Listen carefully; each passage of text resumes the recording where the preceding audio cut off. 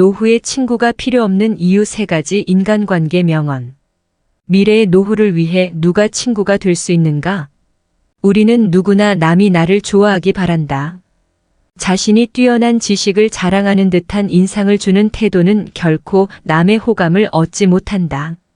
남이 나를 좋아하도록 하는 비결은 상대방의 기분을 유쾌하게 해주는 점에 있다.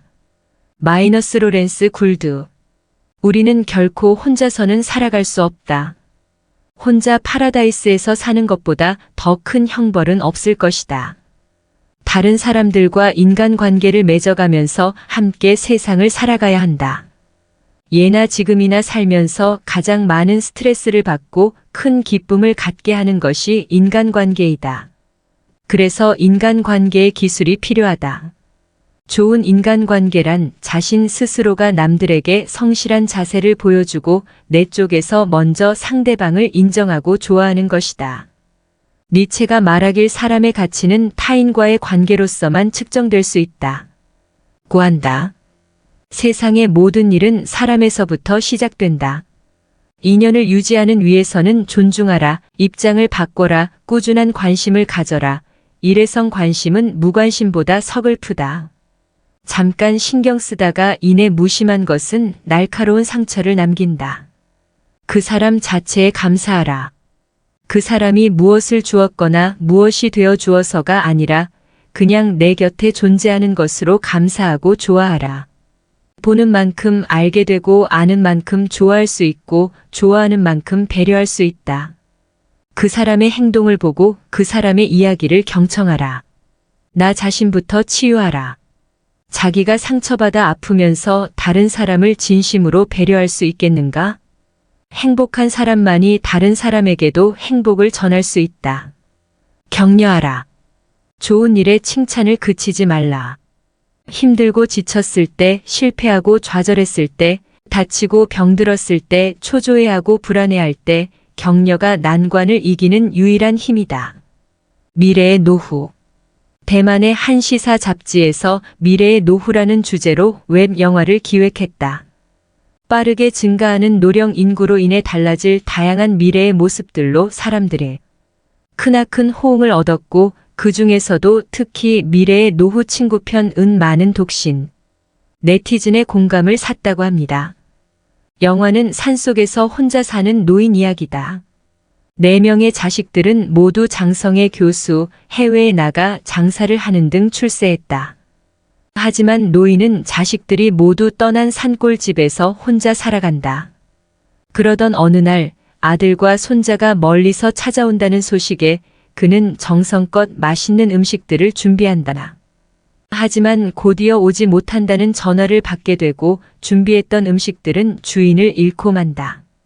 이때 창밖의 하늘마저 우중충해지고 노인은 친구를 불러 함께 식사할 계획을 세운다. 하지만 누렇게 색이 바랜 낡은 수첩을 한참 동안 뒤적거려도 함께 식사할 만한 친구를 찾지 못한다. 이내 창밖에서는 비가 쏟아져 내리고 결국 노인은 부엌 식탁에 앉아 가득 차려진 음식을 홀로 먹는다. 마지막 장면 위로. 인생의 마지막 20년을 함께할 친구가 있습니까? 라는 자막이 흐른다. 누구나 그렇게 혼자가 된다. 대만 최고 베스트셀러 작가 우러취한 저 우리는 그렇게 혼자가 된다. 에서 완벽하게 홀로 서는 노인들에게 다음 3가지를 요청한다. 외롭지 않기, 여유롭게 살아가기, 늘 행복하기. 노후의 삶을 완벽하게 해주는 3가지 요소 돈, 사랑, 우정을 지금부터 준비해야 한다.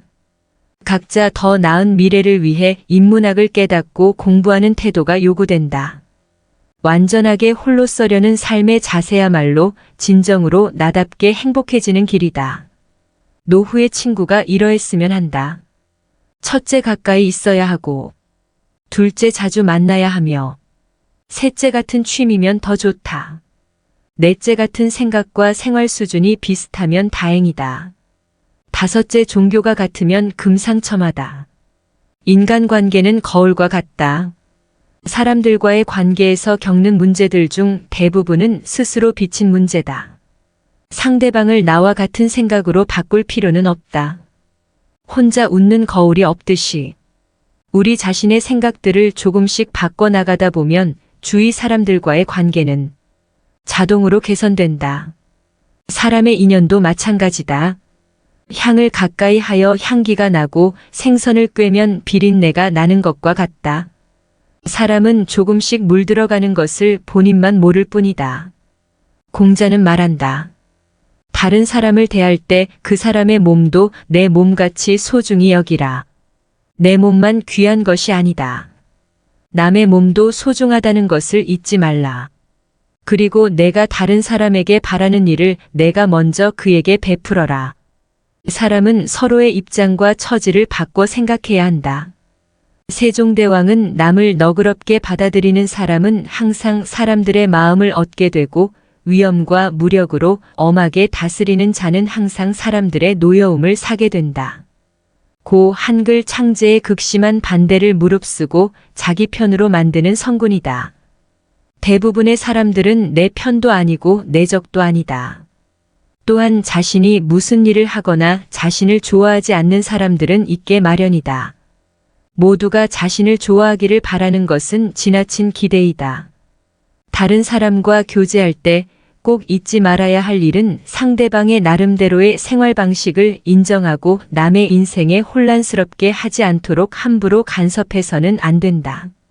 사람과 더불어 환란이나 허물은 같이 할 수 있지만 공은 같이 나누기 어렵다. 공이나 안락은 나누기 어렵다.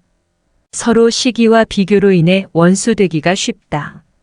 인간관계에서 사이가 좋다 나쁘다를 가르는 것은 상대방이 아니라 바로 당신이다. 당신이 옳은데도 그 사람이 동조하지 않으면 그 사람이 책망받을 것이 아니라 정작 책망받아야 할 사람은 바로 당신입니다.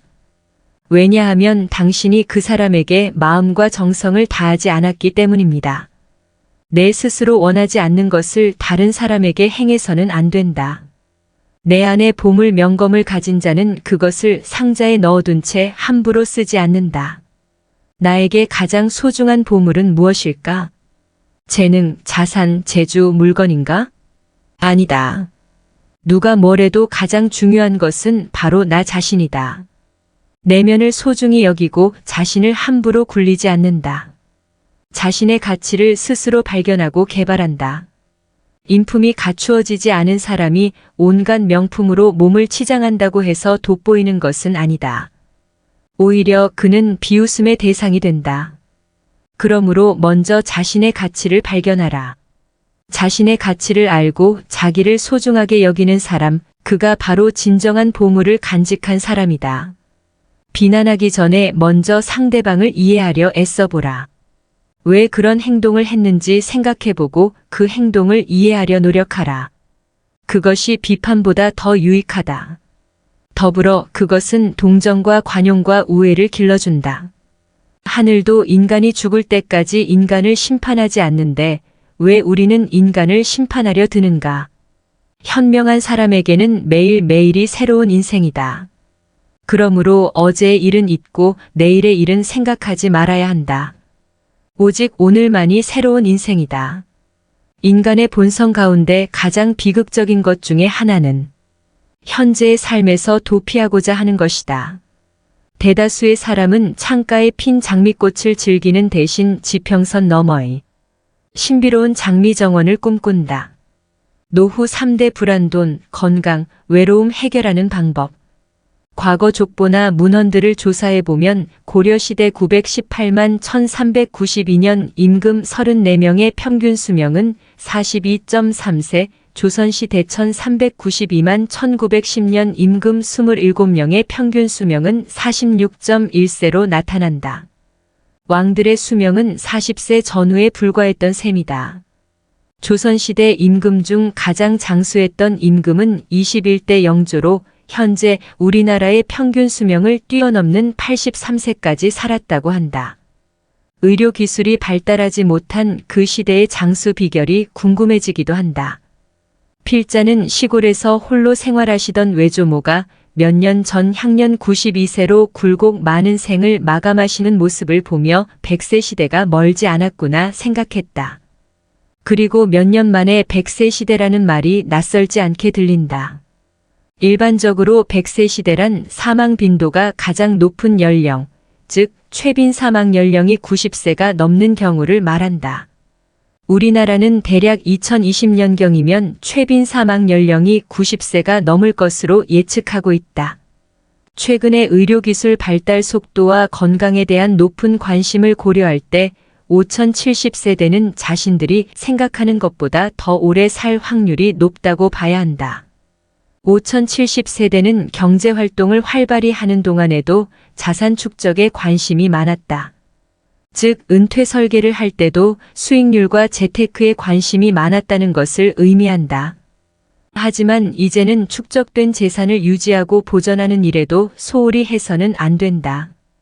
그동안 열심히 저축하고 모아온 자산 등이 예상하지 못한 일로 한순간에 없어지거나 줄어들 수도 있기 때문이다. 한마디로 위험 관리가 필요하다는 얘기다.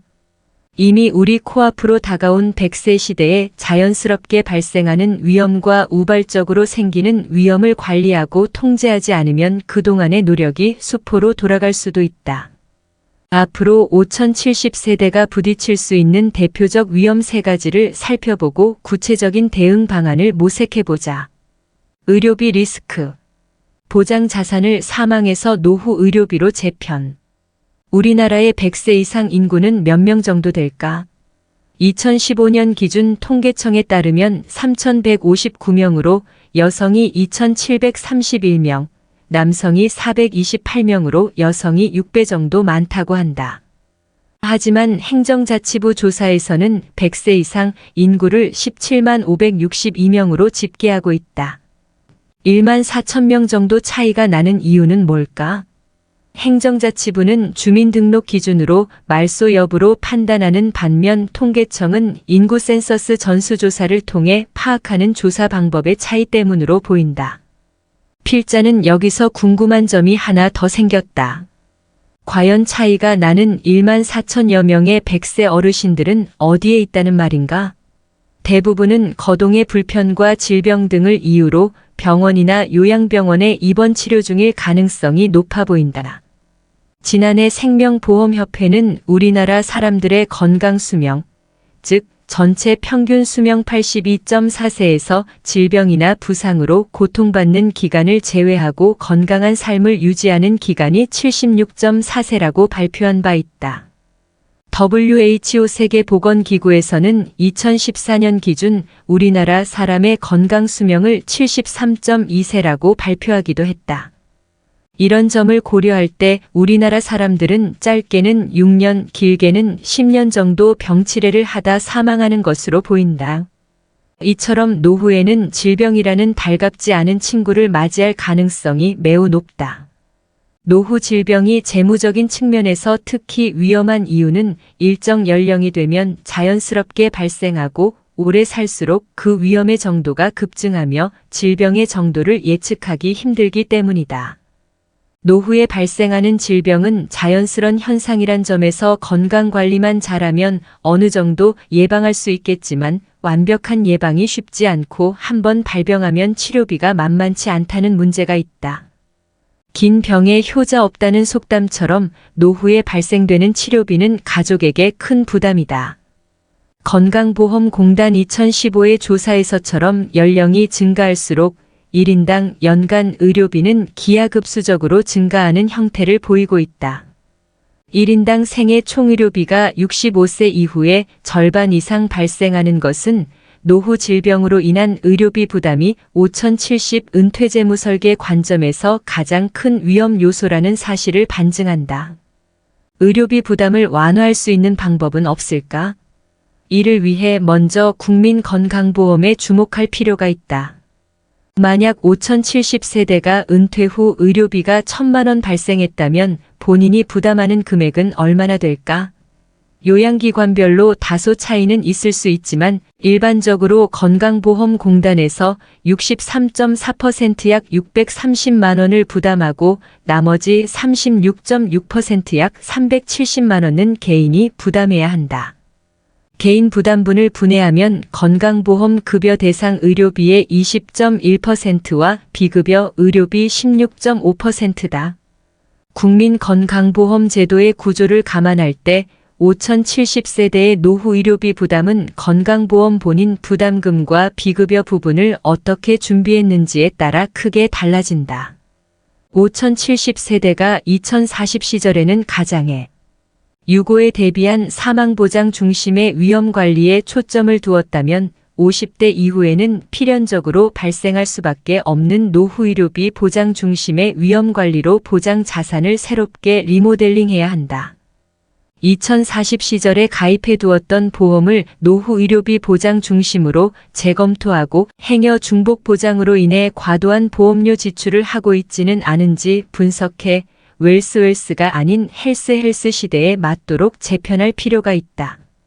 자녀 부양 리스크. 현명한 노후 준비는 자녀의 경제적 독립.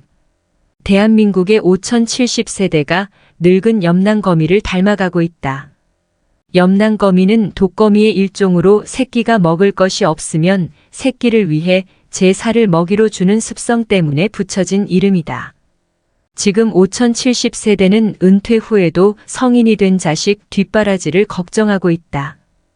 혹자는 자식 뒷바라지가 100세 시대에 무슨 위험이냐고 반문할 수 있다. 부모가 자녀를 낳았으면 자녀가 경제적으로 독립할 때까지 물심양면 지원하는 것은 인지상정 아니냐고 항변할 수도 있다. 하지만 은퇴 이후 연금 외 변변한 수입원이 없는 상황에서 생물학적 성인 자녀가 사회학적 성인 자녀로 탈바꿈하지 못하면 예상치 못한 상황에 따른 심리적 고충은 물론 경제적 부담도 만만찮다는 점에서 엄청난 리스크가 아닐 수 없다.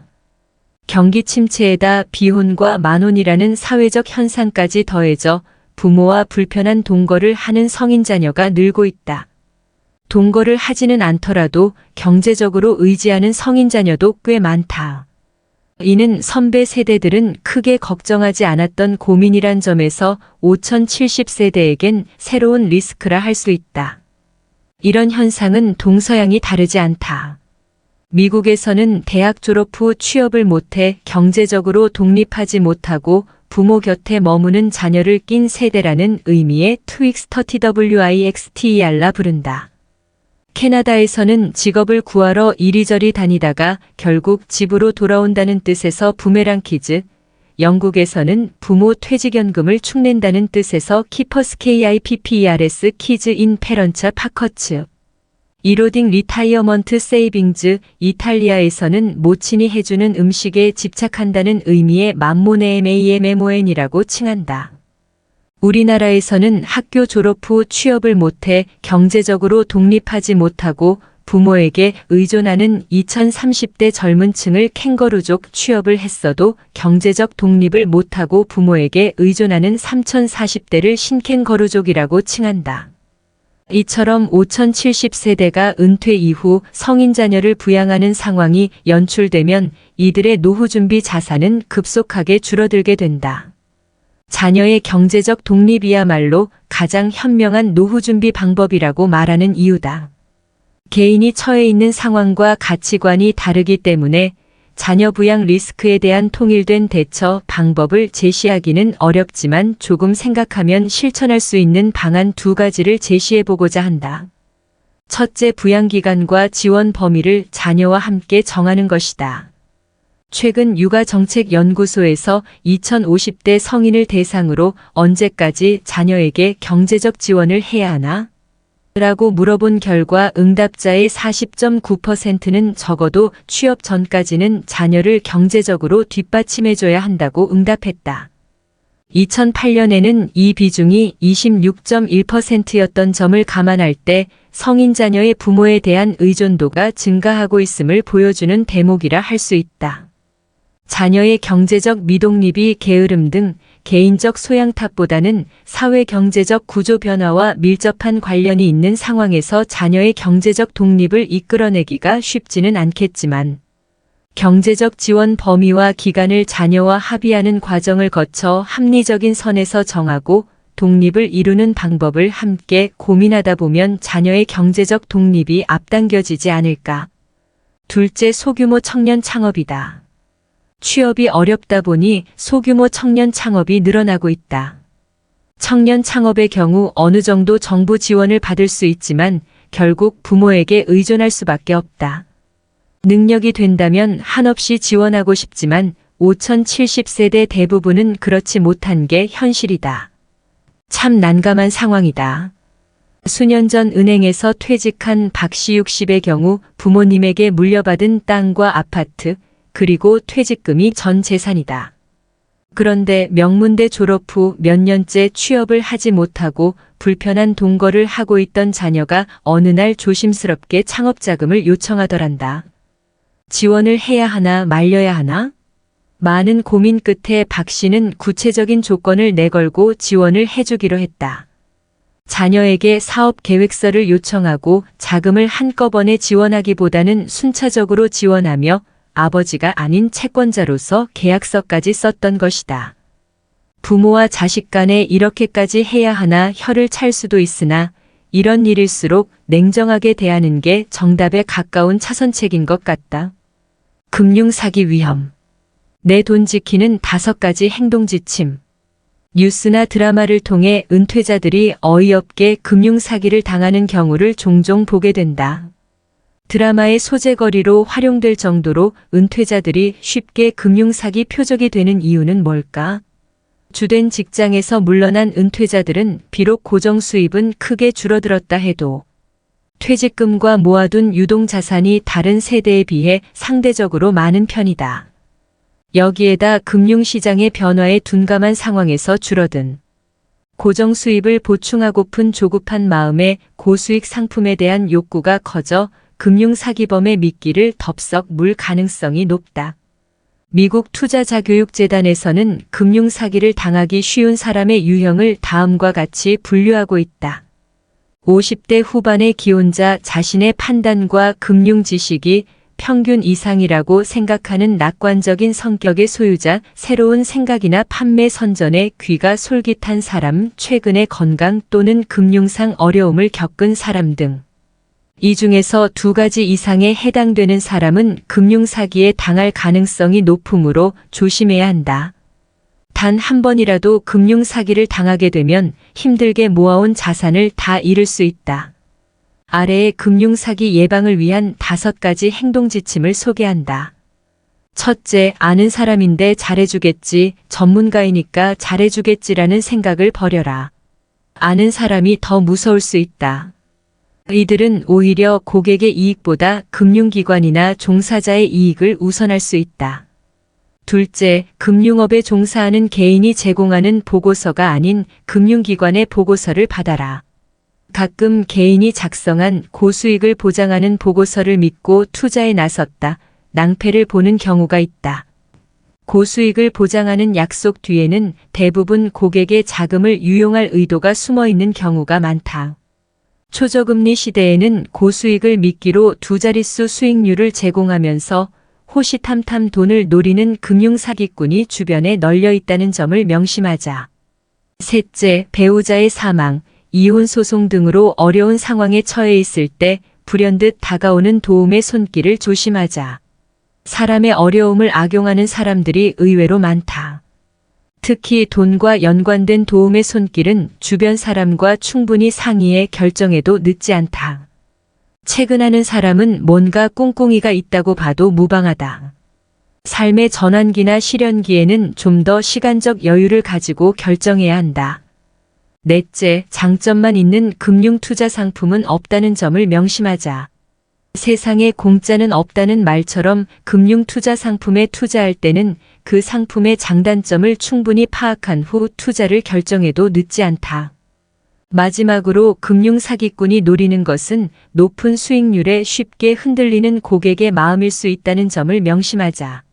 고수익을 확정 보장하거나 마감 임박이라면서 투자 권유를 종용하는 경우 금융사기를 의심해 봐야 한다.